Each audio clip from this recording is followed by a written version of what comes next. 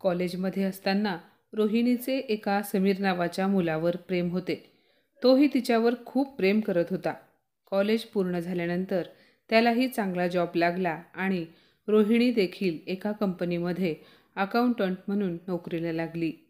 नोकरी लागल्यानंतर 6 महिन्यांनी त्या दोघांनी लग्न करण्याचा निर्णय घेतला.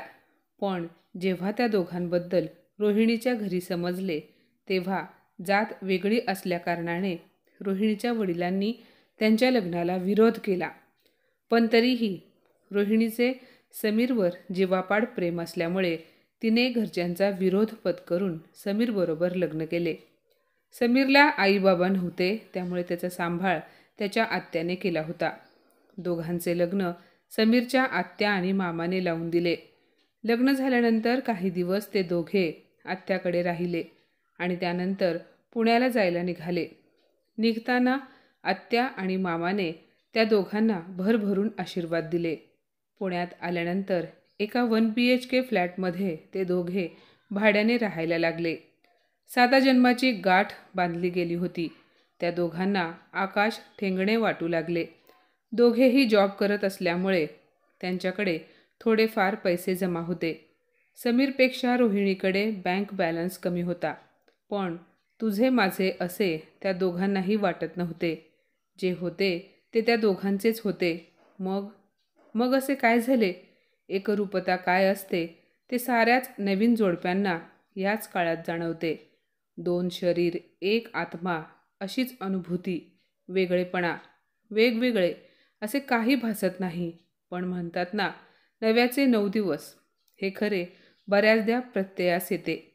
कसलाही आडपडदा न ठेवता, संकोच न बाळगता रोहिणीने बँक बॅलन्सचा बराच हिस्सा हनीमूनच्या वेळेस खर्च केला.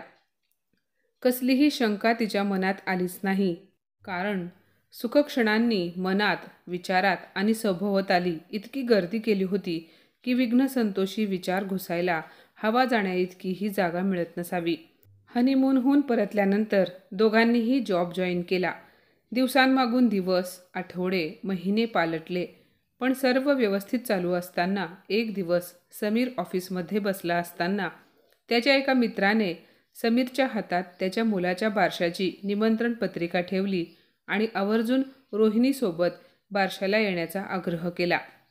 ती पत्रिका बघत असताना समीरच्या डोक्यात कुठून कशी पाल चुकचुकली कोण जाणे. कर्म कधीकधी कोणत्या उंबरठ्यावर नेऊन ठेवेल काही सांगता येत नाही. त्यांच्या सुखी संसाराला ग्रहण लागणार होते. प्रपंचाच्या शीशमहालास कुशंकेचा चांगलाच तडा जाणार होता आणि गेलाही. समीरला बेचैन होऊ लागलं होतं. आज जरा लवकरच घरी आला होता तो. रोहिणीची वाट पाहत बसला होता. घरी येऊनही त्याला चैन पडत नव्हती. त्याने रोहिणीला कॉल केला. तीही ऑफिसमधून लगेच निघाली. काही वेळातच घरी पोहोचली. खूप प्रेम करू लागली होती ती समीरवर. घरी आली, तिने दरवाजावरची बेल वाजवली आणि समीरने दरवाजा उघडला. रोहिणी घरात येत म्हणाली, काय झालं समीर? तुझी तब्येत ठीक आहे ना? काही त्रास होतोय का तुला?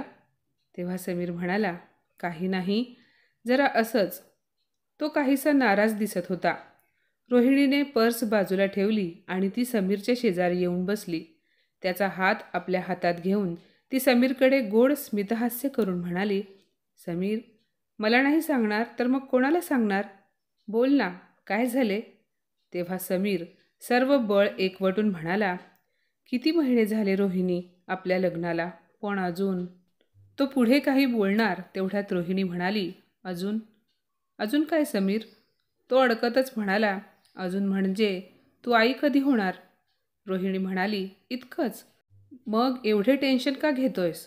उद्याच गायनेकची अपॉइंटमेंट घेते. रोहिणी असे बोलल्यानंतर समीर जरा मोकळा झाला आणि वातावरण स्थिरावले.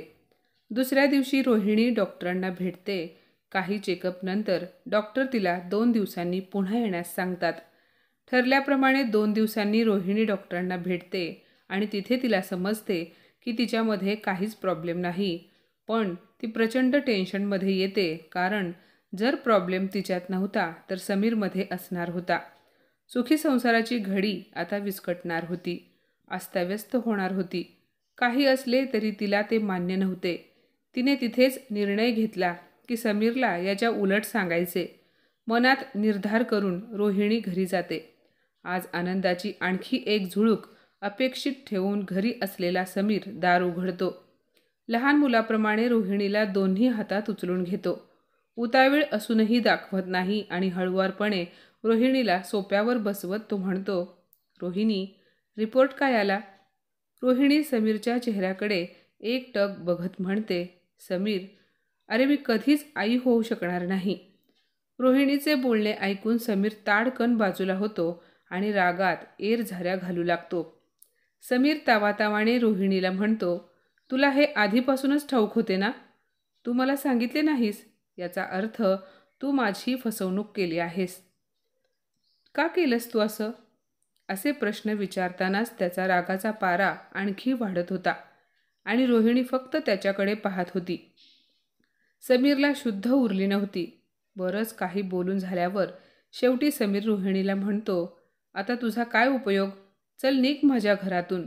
असं बोलून तो बेडरूममध्ये निघून जातो. रोहिणीच्या डोळ्यात मात्र पाणी येते. ती समीरच्या पाठमोऱ्या आकृतीकडे बघत तशीच उभी असते. त्यानंतर समीरने रोहिणीबरोबरचे बोलणे बंद केले. प्रेमाची जागा रागाने आणि तिरस्काराने घेतली होती. पण रोहिणी मात्र समीरचा राग आज नाही तर उद्या शांत होईल आणि सर्व काही पुन्हा ठीक होईल असा विचार करत होती. रागात समीर जे काही बोलला ते विसरूनही गेली. फक्त एका वाक्याने तिच्या डोक्यात घर केले होते की चल निघ माझ्या घरातून. समीर बोलत नाही हे पाहून रोहिणी त्याला स्वतःहून बोलायला गेली. पण समीर पुन्हा तसेच वागला. दिवसेंदिवस घरातून जाण्याच्या वाक्यात वाढ होऊ लागली. कधी चालती हो इथून, कधी तू का आलीस माझ्या आयुष्यात, कधी तू का जात नाही माझ्या घरातून. पण प्रत्येक वेळी रोहिणी संयमाने घेत होती. कधी त्याला जाणीवही होऊ देत नसे की खरा प्रॉब्लेम काय आहे. पण दिवसेंदिवस समीरचा तिरस्कार वाढत गेला. आता सर्व काही बाजूला ठेवून रोहिणीच्या मनात एका आणि पहिल्या प्रश्नाने जन्म घेतला, माझं घर. म्हणजे माझं घर नाही हे. मग हे कोणाचं? एकट्या समीरचं? आई बाबा एकदा ताईला सांगताना मी ऐकले होते की आईबाबांचे घर म्हणजे तिचे हक्काचे घर नाही. लग्न झाल्यावर नवऱ्याचे घर म्हणजे तिचे हे घर. आणि आता समीरही बोलला होता की हे घरही तिचे नाही. मग अशा विवाहितेचे स्वतःचे आणि हक्काचे घर कोणते?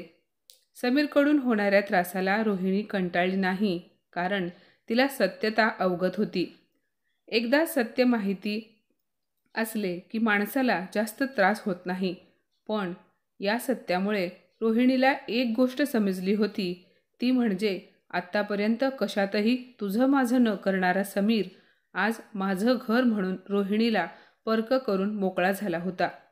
जी गोष्ट वास्तवात खरी नाही अशा गोष्टीसाठी रोहिणीला दोष देऊन तर तिला एक प्रकारची शिक्षाच देत होता. शिक्षा निर्दोष असण्याची, शिक्षा समजून घेण्याची, समीरचे मन सांभाळण्याची. समीर अनभिज्ञच होता या सर्व गोष्टींपासून. पण त्याची समज आणि त्याग कमी पडले होते. तो रोहिणीला समजून घेण्यात कमी पडला होता. स्वार्थी झाला होता. असेच कितीतरी दिवस चालू होते. रोहिणीच्या मनाची घुसमट, कोलाहल क्षमत नव्हती. त्यात समीरचे वागणे जिवंतपणे नरक भासत होते. अवघड नसले तरी सोपेही निश्चित नव्हते. देखणा दिसणारा जोडा आता सप्तपदीच्या अनावत ओझ्याखाली दबला जात होता. मनातून विद्रूप भासत होता. तिला समीरचा अबोला तिरस्कृत वागणूक सहन होत नव्हती. पण तरीही काही झाल्यास ती समीरला हे सांगू इच्छित नव्हती की कदाचित कमतरता समीरमध्येच आहे, तिच्यात नाही. झाला प्रकार होऊन 1 महिना उलटून गेला होता. न राहावून रोहिणी एक दिवस आग्रहाने समीरसोबत बोलण्यास बसली. अर्थातच तो ऐकण्याच्या मनस्थितीमध्ये नव्हताच. पण पर्याय नव्हता म्हणून रोहिणी तशीच बोलू लागली. ती म्हणाली, समीर, बोलायलाही भीती वाटते रे तुझ्यासोबत, की तू कसा रिॲक्ट करशील. आधी असं नव्हतं रे. बघ ना, आपलं नातं कुठल्या कुठे चालले आहे. सोड ना रे आता तरी हा राग. तेव्हा समीर यावर काहीच बोलला नाही. तेव्हा ती पुन्हा म्हणाली, अरे बोल ना काहीतरी. आता सर्व कधी पूर्ववत होणार नाही का? यावर चेहरा कसासाच करून समीर म्हणाला, नाही, कधीच नाही. हे मला फसवून लग्न करण्याआधी समजायला हवं होतं तुला. तू मला धोका दिलास. तू खोटारडी आहेस आणि आता मला तुझे तोंडही पाहायची इच्छा नाही. माझा काय दोष होता? आता मी काय करू? काहीही असो, पण मला असे वाटते की आता आपण वेगळे व्हावे. तू मला मोकळे कर. तुला काय पोटगी हवे ते सांग. आणि काहीतरी बोलता बोलता समीर थांबला. म्हणून रोहिणीने त्याला विचारलं, आणि काय समीर? मग एका क्षणाचाही विलंब न लावता समीर म्हणाला, आणि घटस्फोट देऊन मला सोड. समीरच्या तोंडून हे शब्द ऐकून रोहिणीला धक्का बसला. ती म्हणाली, समीर काय बोलतोयस तू? तो म्हणाला, हो, मी बरोबरच बोलतोय. आपण घटस्फोट घेऊ. हे बोलत असताना समीर रोहिणीच्या नजरेला नजर देत नव्हता. यावर रोहिणी म्हणाली, अरे देवा, समीर चांगले सोल्युशन काढलेस. अगदी उत्तम. पण याने आपला प्रॉब्लेम सुटणार आहे का? तू सुखी होणार आहेस का? तो पटकन म्हणाला, हो, होईल मी सुखी. कमीत कमी सुखी व्हायला मला मूल असेल. तुझ्यासारखं नाही, वान. असे बोलताना तो थांबला. रोहिणी म्हणाली, बोल रे बोल. तेवढेच बाकी राहिलं होतं. बोल ना, की मी वांझोटी आहे म्हणून. बोल ना, दे बक्षीस. दे तुझी सेवा केल्याबद्दल, तुझ्यावर अतोनात प्रेम केल्याबद्दल. बोल रे, पूर्ण कर तो शब्द आणि धन्य कर मला. समीर म्हणाला, यात खोटे काय आहे? तू वांझोटी आहेस. चालती हो माझ्या घरातून. काळं कर तुझं तोंड आणि सुखाने जगू दे मला. रोहिणीने वांझोटी हा शब्द ऐकून डोळेच बंद करून घेतले. खूप असह्य होत होतं सारं. तिचा समीर पूर्ण बदलला होता, पण तरीही त्याचा मान तोडणे तिला मान्य नव्हते. रोहिणीची अवस्था तुकडे होऊन विखुरलेल्या काचेप्रमाणे झाली होती. तुकडे गोळा करणारा कोण आणि सावरणार कधी? तिचा तो मूक आक्रोश तिचे हृदय फोडून डोळ्यातून वाहू लागला. थोडं थांबून तिने समीरसमोर एक प्रस्ताव मांडला. रोहिणीवर आकाश कोसळले होते, तरीही भेदरलेल्या मनाने तिने समीरला एक विचारलंच. ती म्हणाली, समीर, माझे शेवटचे ऐकशील? अगदी मरताना शेवटची इच्छा पुरवतात तसं. तो म्हणाला, सांगून बघा, जमलं तर करेन, पण मला मात्र घटस्फोट हवाय. रोहिणी म्हणाली, ठीक आहे ना, माझी इच्छा तर ऐक, मला बोलू दे तरी. मग कर ना तुझ्या मनासारखं. रोहिणीला वाटलं, समीरपासून थोडं दूर गेल्यावर किंवा दृष्टीआड झाल्यावर त्याच्यात काहीतरी फरक पडेल. असा विचार करून रोहिणी त्याला म्हणाली, समीर, आपण थोडे दिवस वेगळे राहून बघू. मग पाहिजे तर. आता मात्र रोहिणीला घटस्फोट हा शब्द बोलतानाही अवघड वाटू लागले. समीर म्हणाला, त्याने काय फरक पडणार आहे? तू थोड्या दिवसांनी मग आई होणार आहेस का? असा टोमणा मारून तो खोचक हसला आणि दुसऱ्या क्षणी म्हणाला, काही फरक पडणार नाही. जा, निघ तू माझ्या घरातून. मला ठाम वाटते की काही फरक पडणार नाही, पण तू जात असशील तर किमान रोज उठून तुझं तोंड मला बघावं लागणार नाही. असं बोलून समीर घराबाहेर निघून गेला. मग रोहिणी तिच्या उद्ध्वस्त मनाला सावरत हुंदके देत कपडे बॅगेमध्ये भरू लागली. कारण एकामागून एक असे घाव तिच्या कोमल मनावर आघात करणारे होते. घर सोडून जाणे किती किती अवघड होतं, पण जाण्याशिवाय पर्याय नव्हता. घराच्या कोपऱ्या कोपऱ्याची रोहिणीला सवय झाली होती, पण ह्या साऱ्यांपेक्षा महत्त्वाचं, तिला समीरशिवाय जगायची सवय नव्हती. तिच्या समीरवरच्या प्रेमानेच तिला बळ दिले होते हे सर्व पचवायला. रोहिणी घराबाहेर पडली. तिला हे ठाऊक नव्हते की ती आता कुठे जाईल, पण फक्त समीरच्या सुखासाठी घराबाहेर पडली होती. रोहिणी बाहेर तर पडली होती, पण तिचे सर्व लक्ष फक्त आणि फक्त समीरच्या सुखाकडे केंद्रित होते. का कोणास ठाऊक, पण तिला दुसरे काहीही समजत नव्हते. तरी हे असे काय होते ज्यामुळे रोहिणी अजूनही मार्गस्थ होती? त्या मार्गावर जाण्यासाठी तिने सर्वस्व पणाला लावले होते. भविष्यकाळात काही चांगले घडेल या अपेक्षेने तिने वर्तमान त्यागले होते. आणि भूतकाळ काय? काय असावा तो भूतकाळ? भूतकाळ म्हणजे घडलेल्या घटनांचा आठवणीतला साठा. हे समोर ठेवून रोहिणी काय करणार होती? घर सोडल्यानंतर रोहिणी बराच वेळ फक्त चालत राहिली. कुठे जावे, कोणाला विचारावे, काही समजत नव्हतं. रोहिणी तिच्या आईबाबांकडे तर जाऊ शकणार नव्हती, कारण तिने वडिलांच्या मनाविरुद्ध लग्न जे केले होते आणि नवऱ्याने आता हे सांगितले होते की हेही तिचे हक्काचे घर नाही. अशा परिस्थितीमध्ये रोहिणीला फक्त एकच समजले की थोड्या काळापुरता मैत्रिणीच्या घराचा आसरा घ्यावा. जॉब तर चालू होताच, पण राहण्याचा बंदोबस्त करायचा होता. अशा वेळी मैत्री आणि मैत्रिणी यांची आठवण होते हे सत्य आहे. भूतकाळाच्या आठवणीच्या पेटाऱ्यातून एक संपर्क काढला आणि तात्पुरता बंदोबस्त झाला. मैत्रिणीच्या घरात शिफ्ट झाल्यानंतर काही दिवस गेले.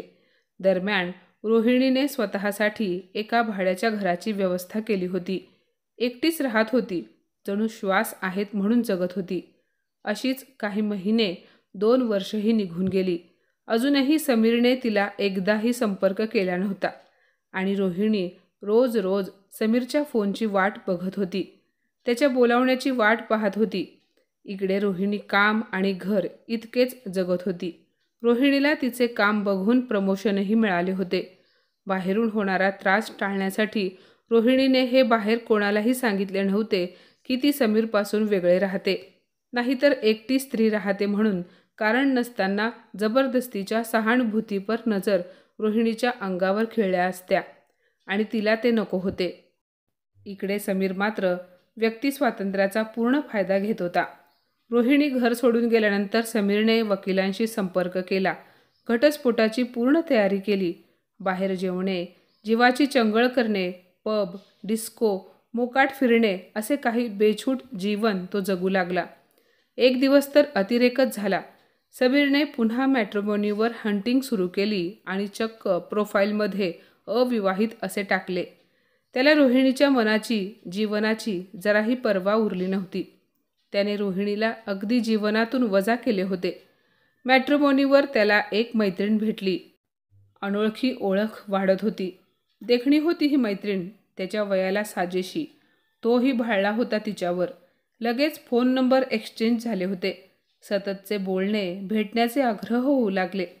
भेटी होऊ लागल्या. हे सर्व त्या 2 वर्षांच्या कालावधीत घडत होते.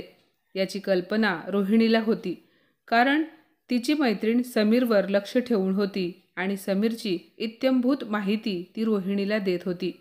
रोहिणी मनाने इतकी कणखर होती की तिला दुःख पचवणे आता शक्य होते. तिच्या प्रेमाची ताकद तिला ठाऊक होती आणि त्यावर ठाम विश्वासही होता. तिला प्रियाबद्दल म्हणजे समीरच्या नवीन मैत्रिणीबद्दल सर्व ठाऊक असतानाही तिने कधीच प्रियाला संपर्क करण्याचा विचारसुद्धा केला नाही. प्रिया कशी दिसत, वागत असेल वगैरे वगैरे कशाचीच तिला दूरपर्यंत कसलाही संबंध नव्हता. रोहिणी जिथे जशी होती ती होती.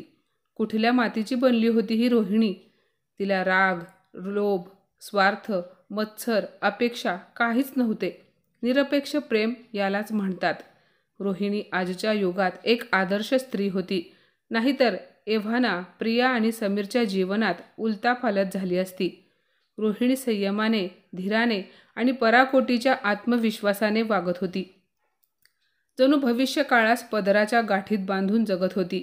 तिच्या जीवनातून रंग उडाले जरूर होते, पण श्यामश्वेत चित्रण तिने थांबवले नाहीत.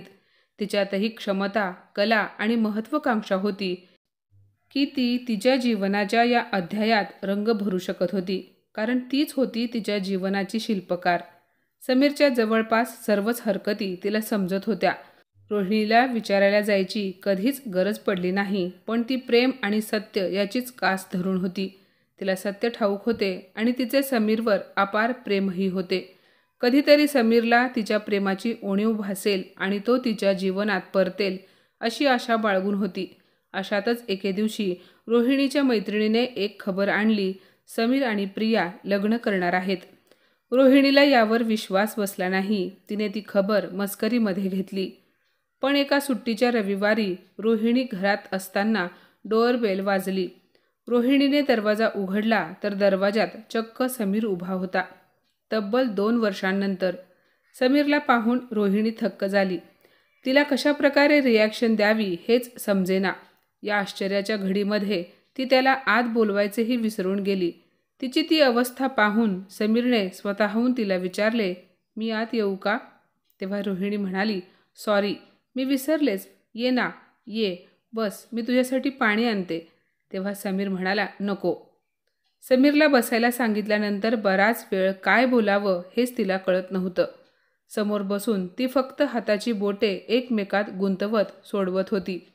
थोड्याच वेळात अनोळखी शांतता चिरत समीरने काही उद्गार काढले. तो म्हणाला, हे पेपर घेऊन आलो होतो, सही करून दे. रोहिणी म्हणाली, कसले पेपर्स? तो म्हणाला, घटस्फोटाचे. तेव्हा रोहिणी आश्चर्याने म्हणाली, अजूनही तुझ्या डोक्यामध्ये तेच खूळ आहे का? तेव्हा तो म्हणाला, अजूनही म्हणजे? त्यावेळेला मी स्पष्ट सांगितले होते घटस्फोट घेऊयात, तेव्हा तू ऐकले नाही आणि वेगळं राहायचं खूळ काढलं. असं बोलून समीर थोडा वेळ शांत बसला आणि पुन्हा म्हणाला, ते काही असो, मी सुरुवातीपासून सांगितलं होतं मला घटस्फोट घ्यायचा, त्यात तीळ मात्रही बदल नाही. तो पुढे म्हणाला, मी दुसरे लग्न करतोय, मला मुक्त कर. आता मात्र रोहिणीच्या हृदयाचे पाणी पाणी झाले होते. इतके मानसिक आघात आता तिला सहन होत नव्हते. समीरला काय उत्तर द्यावे? तिने स्वतःला सावरावे की त्याला बघावं यातच ती बावरून गेली होती. 2 वर्षांनंतर पहिल्यांदाच समीरला प्रत्यक्ष पाहत होती. तो समोर होता, पण ती त्याला स्पर्शही करू शकत नव्हती. हे सगळं अचानक घडले होते. तिची तळमळ फक्त तीच समजू शकत होती. सगळा प्रकार लक्षात यायला जरा वेळ लागला. नंतर रोहिणी समीरला म्हणाली, ठेव ते पेपर्स टेबलवर, मला थोडा विचार करू दे, मी नंतर सही करेन, निघ आता तू. रोहिणीच्या बोलण्यामध्ये धार आली होती. तिच्या नजरेची तीक्ष्णता समीरच्या ध्यानात आली होती. त्यामुळेच की काय समीर त्यानंतर जराही न थांबता तिथून निघून गेला. रोहिणी शून्यात नजर हरवून बसली होती. तिला एक क्षण असे वाटले की तडक निघावे आणि सारं खरं सांगावं समीरला आणि दाखवावा आरसा, बघ कसं वाटतं. आणि दुसऱ्या क्षणी मन म्हणत होतं, याच्यासाठी केला होता का इतका अट्टाहास? हेच करायचं होतं तर आधीच करायचं ना. धीर गंभीर होती रोहिणी. तिने त्या पेपर्सना हातही लावला नव्हता व रोजची कामे करून जेवण करून ती झोपली देखील. दुसऱ्या दिवशी सकाळी कामावरही निघून गेली. ती आज ना द्विधेत होती ना द्वंद्वात. ती स्थिर होती. तिच्या समीरवरच्या प्रेमाने निर्दोष असण्याची शिक्षा भोगली होती. तिने कालच ठरवले होते पेपर्स साईन करायचे आणि समीरला मुक्तता द्यायची. इकडे रोहिणीकडून आल्यावर समीरही दुसऱ्या दिवशी ऑफिसला गेला. दिवस संपल्यानंतर नेहमीप्रमाणे परतला. दरवाजा उघडला. शूज काढताना त्याला एक लिफाफा दिसला. हे काय असावे या कुतूहलाने त्याने तो लागलीच उघडला. कसले तरी पेपर्स होते. एकदा मनात विचार आला की एवढ्या लवकर घटस्फोटाचे पेपर्स सही करून आलेही. पण ते घटस्फोटाचे पेपर्स नव्हते, ते एक लेटर होते. त्या डॉक्टरकडून आलेले, ज्या डॉक्टरकडे रोहिणी गेली होती. त्या लेटरमध्ये जे लिहिले होते ते वाचून समीर जरा संभ्रमात पडला. त्या लेटरमधले वाचून समीरने ठरवले त्या डॉक्टरांना जाऊन भेटायचे. दिलेल्या दिवशी समीर पत्त्यावर गेला. अपॉइंटमेंट रोहिणीसाठी नव्हतीच, समीरलाच बोलावले होते. ते लेटर खिशातून काढून तो पुन्हा वाचू लागला. त्यात लिहिले होते, आपल्या रिपोर्टनंतर आपण कधीच परतले नाही. जर आपण आई झाला असाल तर अभिनंदन, पण जर अजूनही प्रॉब्लेम असेल तर मिस्टरांना घेऊन एकदा भेट द्या. तुमच्यासाठी चालू महिन्याच्या 10 तारखेला 11 वाजता अपॉइंटमेंट फिक्स केली आहे. तुमचे मिस्टर एकटे आले तरी चालेल. मला एकट्याला कशाला बोलावले असेल असा विचार करून समीर आला होता. इथेही त्याला रोहिणीचे काही पडले नव्हते. इतक्यात रोहिणीचे नाव पुकारले गेले आणि समीर डॉक्टरांच्या केबिनमध्ये गेला.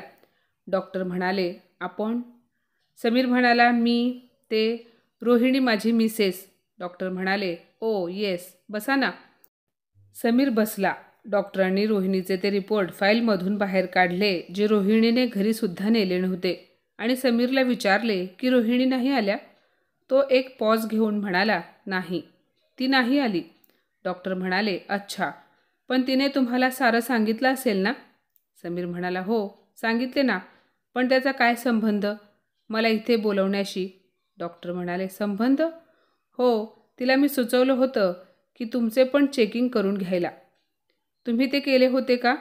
तेव्हा थोडासा रागावून समीर म्हणाला, कसलं चेकिंग आणि मी का करू? डॉक्टर म्हणाले, रिपोर्ट सांगितले नव्हते का रोहिणीने? समीर म्हणाला, सांगितले होते, त्यामुळेच तर सारं आयुष्य मेटाकुटीला आले, वांझोटी कुठली. माफ करा डॉक्टर, पण जे सत्य आहे ते बोलायला कसली भीती. सांगितले तिने मला की ती कधीच आई होऊ शकणार नाही. आणि आणखी एक सत्य सांगतो डॉक्टर, आता आम्ही सोबत राहत नाही आणि लवकरच आमचा घटस्फोटही होईल. डॉक्टर म्हणाले, एक मिनिट, काय म्हणालात? रोहिणी कधीच आई होऊ शकणार नाही? समीर म्हणाला, हो. डॉक्टर म्हणाले, हे कसे शक्य आहे? रिपोर्ट बघा जरा.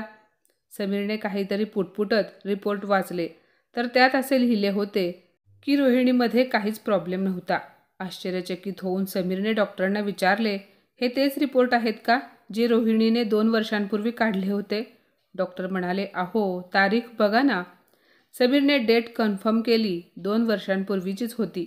समीर पुन्हा डॉक्टरांना विचारतो, मग मला का बोलावलं? डॉक्टर म्हणाले, प्रॉब्लेम तिच्यात नव्हता, म्हणून तुमच्यात जर प्रॉब्लेम असेल तर आता नवी टेक्नॉलॉजी आली आहे म्हणून टेस्ट करायला. 100% खात्रीचा इलाज आहे तो, म्हणून बोलावलं. तेव्हा समीर दीर्घ श्वास घेऊन म्हणतो, काय? म्हणजे रोहिणीमध्ये कधीच प्रॉब्लेम नव्हता?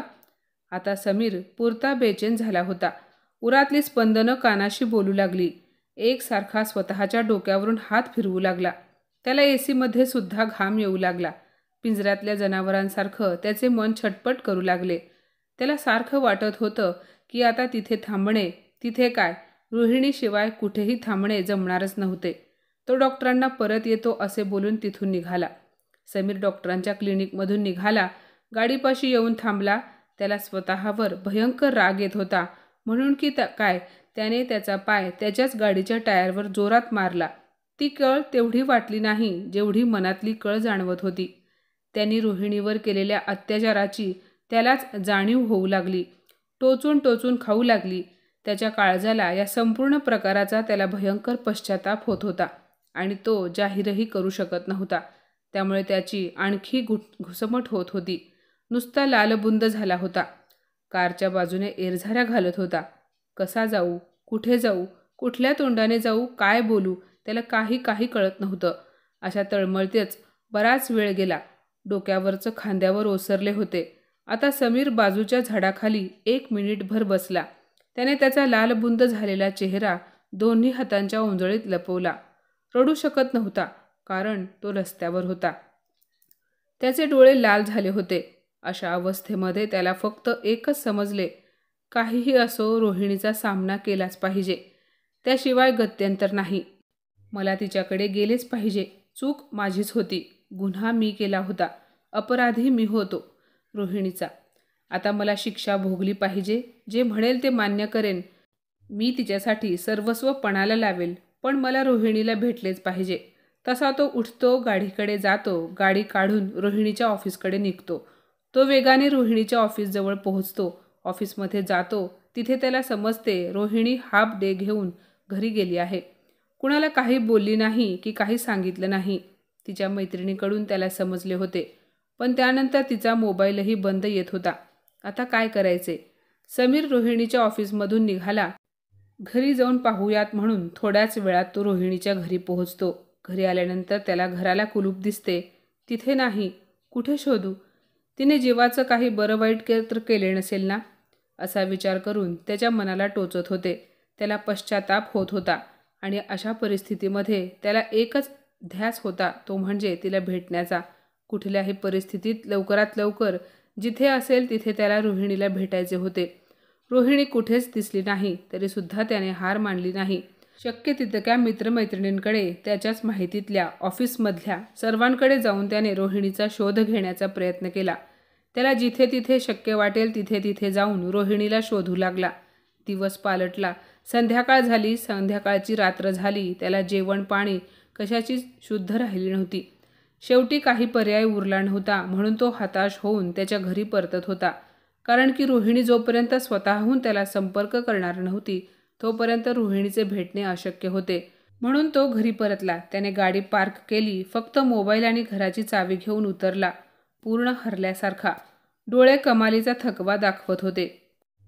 कुणीही चटकन ओळखू शकले असते की तो उद्विग्न झाला होता. हातातील चावीने तो कुलूप उघडू लागला. इतक्यात त्याची ओझरती नजर झाडाकडे गेली. त्याने बाजूला पाहिले आणि चक्क तिथे रोहिणी बसलेली होती. तिच्या हातामध्ये कसले तरी पेपर्स होते. तेच ते घटस्फोटाचे पेपर्स होते. हातातली चावी तशीच सोडून तो रोहिणीकडे पळाला. तिच्यासमोर जाऊन थांबला. काय बोलावं त्याला सुचेना. त्याच्या डोळ्यातून अश्रूंच्या धारा वाहू लागल्या. तो रोहिणीसमोर गेला आणि फक्त गुडघ्यांवर बसला. त्याची ही अवस्था बघून रोहिणीला काय करावे समजले नाही. काय प्रकार झाला असावा? तो असं का करतोय? त्याला काही झालं का? त्याला कोणी काही बोललं का? तो असा का वागतोय? अशा प्रश्नांनी रोहिणीला हैराण केले. रोहिणी हातातले पेपर्स बाजूला ठेवून त्याच्याकडे बघू लागली आणि तिने त्याला विचारले, काय झालं? तू ठीक आहेस ना? तुला कोणी काही बोललं का? तुला काही त्रास होतोय का? बोल ना. तिचे हे प्रश्न ऐकून त्याला हुंदका आवरला नाही आणि तो अक्षरशः रडू लागला आणि फक्त एकच म्हणाला, रोहिणी मला माफ करशील? मी चुकलो ग. त्याचे हे शब्द ऐकून रोहिणी खाली वाकून त्याला उठवत म्हणाली, अरे उठ समीर, असं का बोलतोयस? काय झालं आधी ते तर सांग. तो म्हणाला, कुठून आणलेस एवढे मोठे मन? एकटी राहिलीस, रडलीस, दुरावा सोसलास, विरह भोगलास आणि तेही निर्दोष असताना. आणि मी मात्र सैतान झालो होतो. तुला वाटेल तसा बोललो होतो. वांझोटी बोललो होतो तुला मी, वांझोटी. माणुसकी फार विसरून गेलो होतो. काय करून बसलो होतो? मला क्षमा कर. जरा थांबून तो म्हणतो, मी डॉक्टरांकडे गेलो होतो, तिथेच मला सर्व काही समजले. आणि हे ऐकताच रोहिणीने पापण्या खाली केल्या. त्यानंतर तिला त्याच्या नजरेला नजर देणे अवघड वाटू लागले, कारण कुठल्याही परिस्थितीत तिला समीरला कमीपणा जाणवू द्यायचा नव्हता. समीर तिच्याजवळ गेला. तिच्या दोन्ही खांद्यांवर आपले हात ठेवत तो तिला म्हणाला, एकदा तरी बोलायचं की, खोट माझ्यात होती, तुझ्यात नाही. का नाही केलं तू असं? रोहिणीने त्याला बाजूलाच बसवलं आणि म्हणाली, एवढंच समीर, की मला तुला दुखवायचं नव्हतं रे. इतक्या रुबाबात वावरणारा मला तुझा रुबाब तोडायचा नव्हता. तुझा मान सांभाळायचा होता. तुझा मान तुटला असताच तर ते मला सहन झालं नसतं. काय करायचे होते काय नाही तो भाग नव्हता, पण माझ्या हातात जे होतं ते मी केलं आणि कदाचित हे त्याचं फळच असेल की तू माझ्याकडे नाही. नाही, मी तुझ्याकडे नाही रे. आपण दोघे पुन्हा एकत्र आलो, हो ना? त्याचा हात हातात घेऊन त्याच्या खांद्यावर डोके ठेवून रोहिणी म्हणाली, आता कुठे जायचं नाही, कधी कधी जायचं नाही. आणि हो, मग तुझ्या ह्या घरात येऊ ना मी? समीर म्हणाला, काय ग, चुकलं म्हटलं ना मी, हे घर तुझंच आहे. तेव्हा रोहिणी म्हणाली, नाही, हे घर आपल्या दोघांचे आहे. तिच्याकडे तितक्याच ओढीने पाहून समीर म्हणाला, मी कसाही असलो तरी मी तुझाच, तू कशीही असली तरी तू माझीच, हो ना? आता कधीच दूर जायचं नाही तू. 2 वर्ष माझ्यासाठी किती किती सोसलं, आणि असं सोसणं फक्त तो माणूसच सहन करू शकतो. तीच व्यक्ती करू शकते जी जीवापाड प्रेम करणं जाणते. हे तू मला जाणून दिलंस. आयुष्याच्या या वळणावर मला तो धडा शिकवला आहेस आणि तोही योग्य शिकवलास. वचन दे मला, पुन्हा कुठेच सोडून जाणार नाहीस. दे वचन. यावर समीर म्हणाला, मी किती काही बोललो ना तरीही जायचं नाही. कान पकडायचा माझा, पण मला सोडून कुठेही जायचं नाही. रोहिणी क्षणभर त्याच्याकडे बघत बसली. अरे हो, मी तर विसरूनच गेले. मी घटस्फोटाचे पेपर्स घेऊन आले होते आणि त्यावर मी सहीसुद्धा करणार होते तुझ्यासमोर. समीर म्हणाला, हो का? माझ्यासमोर का? आणि इकडे समीर रोहिणीकडून ते पेपर्स घेतो आणि फाडून टाकतो आणि म्हणतो, मी आंधळा झालो होतो. मला मूल हवं होतं, पण जे लिहिले आहे ते मिळणारच आणि जे नाही ते काही केल्या मिळणार नाही, हे समजलं मला. आणि हो, त्या प्रियालाही समजावून सांगेन. तेव्हा रोहिणी म्हणाली, कोण प्रिया? समीर म्हणाला, सांगेन कधीतरी. रोहिणी, माझ्यामध्ये खोट असेल तर आपण डॉक्टरांना भेटूयात आणि योग्य ती ट्रीटमेंट करून घेऊयात. मला विश्वास आहे, निश्चितच परमेश्वर आपल्याला सहाय्य करेल. रोहिणी म्हणाली, हो समीर. त्यानंतर ते दोघे हातात हात घेऊन आनंदाने गृहप्रवेश करतात. तर माझ्या मित्रमैत्रिणींनो, आजची ही कथा तुम्हाला कशी वाटली कमेंटमध्ये नक्की सांगा. आणि अशाच नवनवीन कथा ऐकण्यासाठी प्रज्ञा मराठी स्टोरीजला नक्की सबस्क्राईब करा. धन्यवाद.